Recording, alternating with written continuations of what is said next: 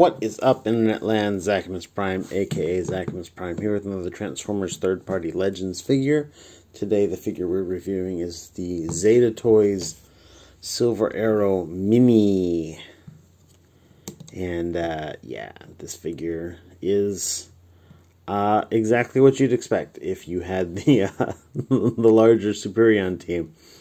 They basically took that larger team and they shrunk it down by about half the size. And this figure is actually really nice. So simplification. I think hit this one a little bit harder than the other ones, but it's not like really bad or anything like that. Still got, you know, all the same kibble and whatnot. Most of the same ports and holes and tabs and slots and whatnot. There are a couple differences. For one thing, he's got die cast on him. So he's got die cast here on his shins and his toes, and right here these wing things on his panel on his shoulders. Those are all die cast now, which give him, you know, a little bit of heft for a little figure. I think a little bit of heft for a figure is all right. You don't want to make it too heavy, but you don't want to make it too light either.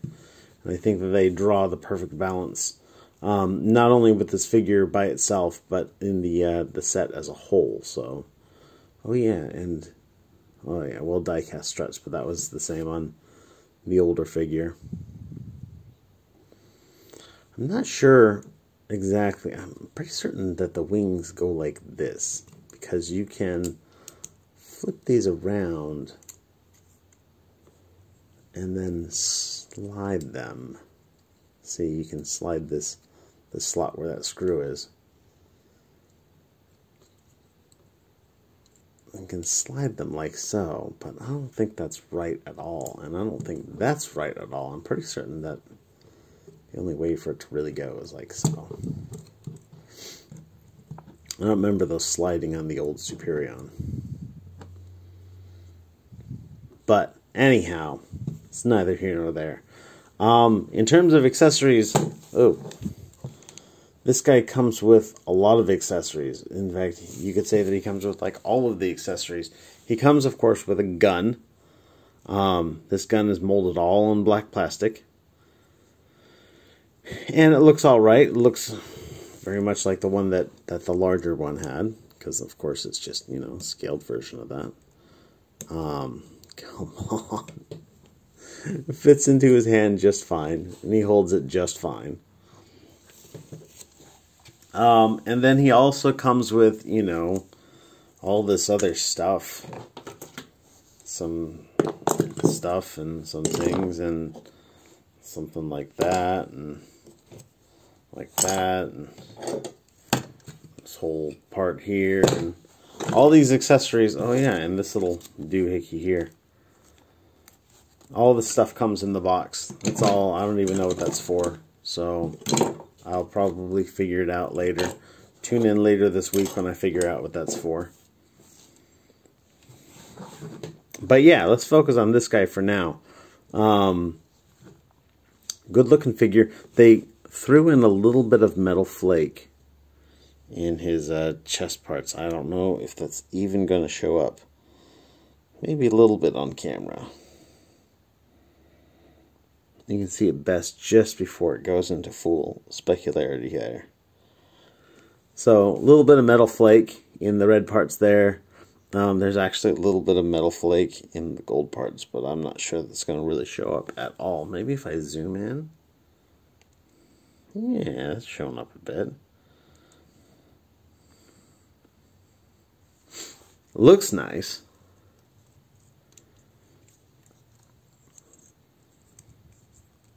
It tabs together fairly well.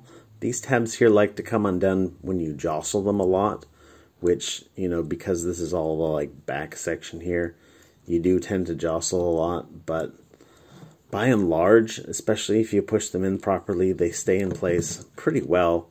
This little tab actually here is the loosest one of the whole bunch. And again, because of the way gravity works, it doesn't even you know, unless you try to pick him up by his backpack, that tab doesn't even really come undone. Of course, now that I pick it up, it's like, nope, no, there it goes. So, the angle of this puts a natural angle on this backpack to give some clearance for the arms and whatnot. And just all in all, it's a well-designed figure. Yes, it has been simplified a little bit to shrink it down to this size, but all in all, it's still a pretty well-designed figure. I do feel that it is a little back-heavy, and I'm not sure exactly what I can do to counteract that. Like, I feel more often than not, I find myself struggling. If you tilt him forward ever so slightly at the hips, that shifts his center of balance and he stands a bit better. So it's one possible way to alleviate that.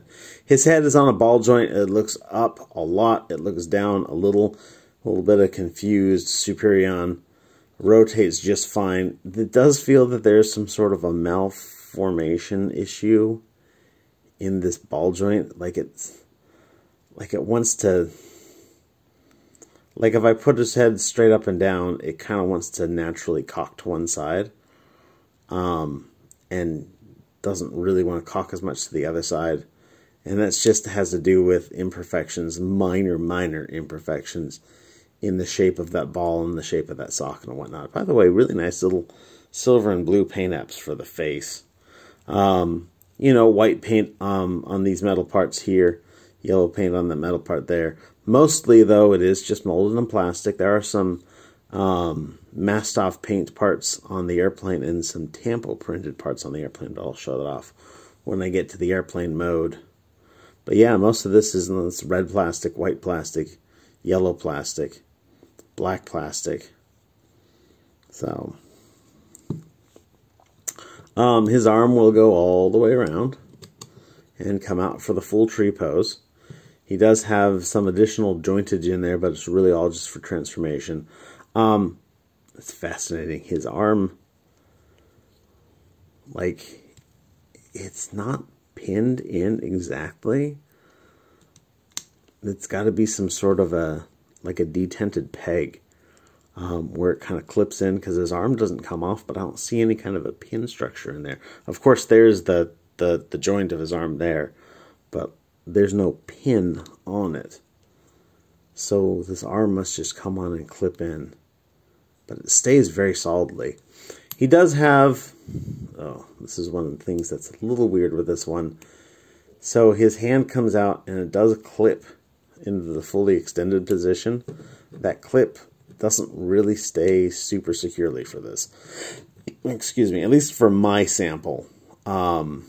He does have another clip system for the elbow, and that one tends to stay pretty well.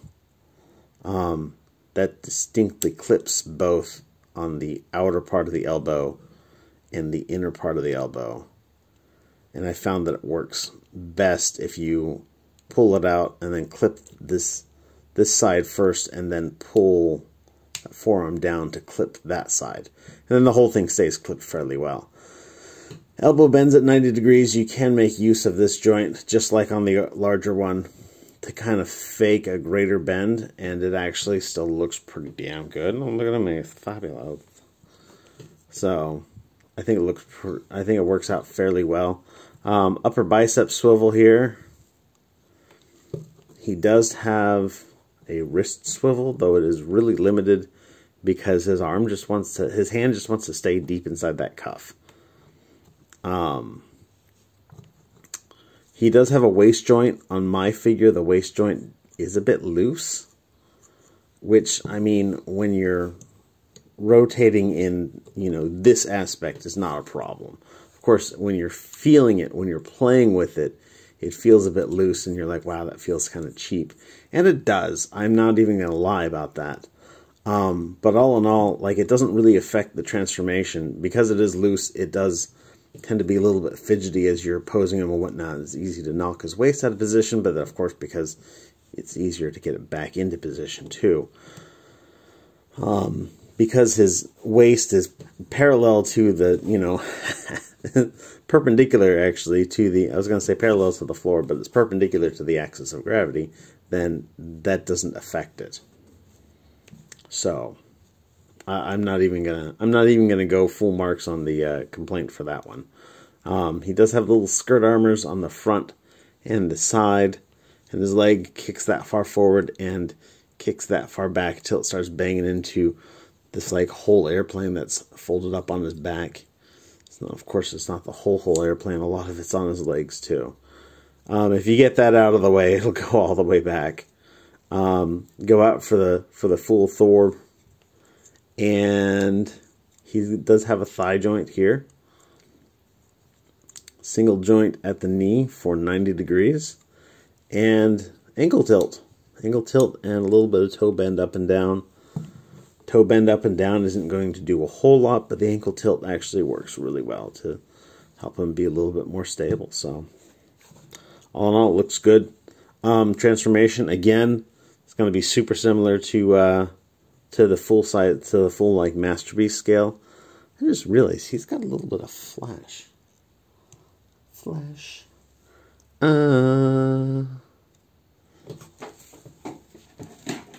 I've got the fix for that. I'll just take this and trim that off.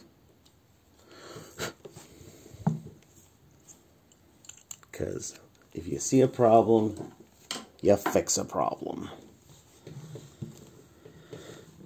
Alright, so to get this guy transformed up, first thing we're going to do is we're going to pull down his head, flip this all the way around, fold that in, and then fold this back up till it clips back in on itself.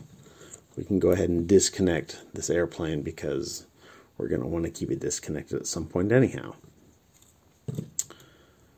You can take these parts here, disconnect them, and then fold them down, and they will kind of just hide out here on the body.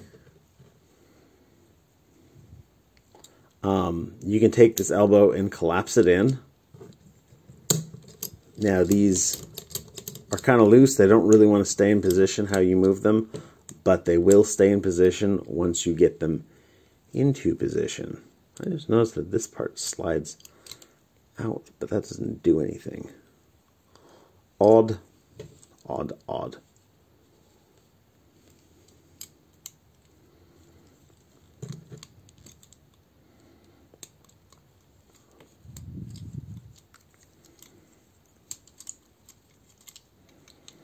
When you fold this all the way in, you can collapse this fist in, though it's not going to collapse in very much at all. For whatever reason, even though the proportions basically are the same all the way across the board for this and the larger one, the fists just don't hide fully within the arms anymore. It's weird. I don't get it, but I didn't design it. There was probably some sort of a design issue that I was not consulted on.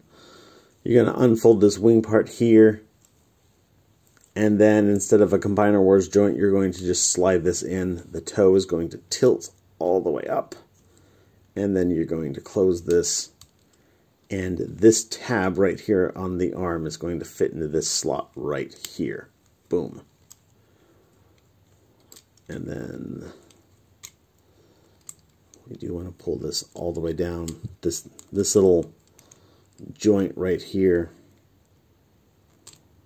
I hadn't pulled out, because in addition to this tab fitting into that slot, this peg is going to fit into that hole right there on the back of the shoulder, and that is going to lock that all in super securely, as I mentioned. And then we're going to do the same with the other leg. So open this up, unfold, unfold, bring the toe in, collapse the leg joint down, bring this all the way down, tab that guy into the leg, fold this down, peg that in, and that is it for so far. There are, let me unpeg this actually to explain this next step. There is a little peg right here on the back of this red section, and there's a little hole right there on the inside of that wing. So when you peg this in right there, and you peg this in right there, you also want to peg this in right there.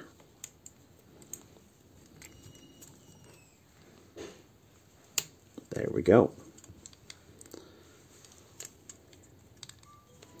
And when all of those are pegged in, then everything is in its proper position. Everything is as squozen as it needs to be. And now we can move on to the rest of the airplane. Just unfold this, slide the wing up, flip this around, and then the same for the other side. Unfold this. Come on.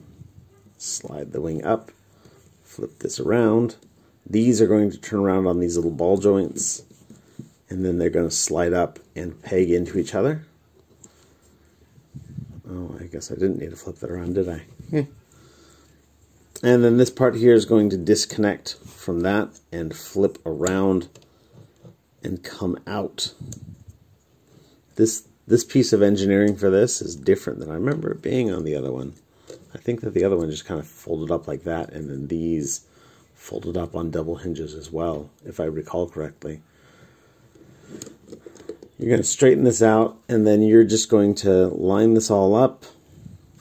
You've got two little peg-looking things here and two little slot-looking things there. Those are going to fit into their slots.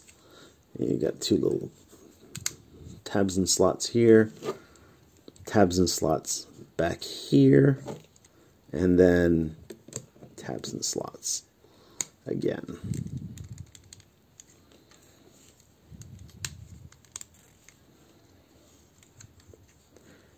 And there it is in its Concord mode. Now, I always thought that the Concord mode was a little bit weird because all the other planes are military aircraft, and the Concord, of course, is a civilian supersonic airliner. So, looks good from the top, looks chunky from the bottom. That's kind of how it all works. He does have little like landing gear nubs on the back of his feet here, and then he's got this little guy here, which is just a pain in the ass to get any kind of grip on because it's folded up in there so hard.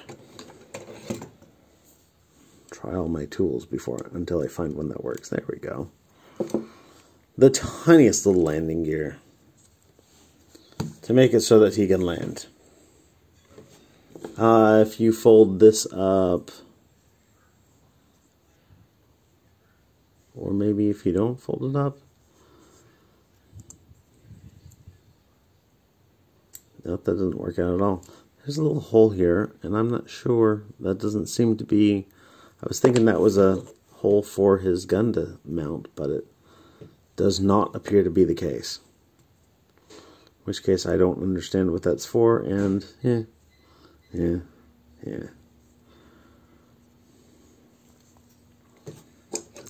There's also a little tab and a peg on this side, and then a peg on that side. I'm not sure what those are for either. But in any case, there it is. Looks pretty good. And yeah, the only like action feature that the airplane mode has is, of course, the Concord. The nose was long enough that the pilots couldn't see the landing strip when they were taking off and landing, so the nose kind of tilts down a little bit. That is a feature of the original Concord, and they replicated it here. Though this one can go all the way down. But, you know. Aside from that, looks pretty damn good. Nice little gold paint apps on all of the windows, all the way around, and some tampo printing on the tail. And that's it. All in all, it's a good figure. But yeah, thanks everybody for watching. You guys are fantastic. Everybody stay awesome and be good to each other. See ya.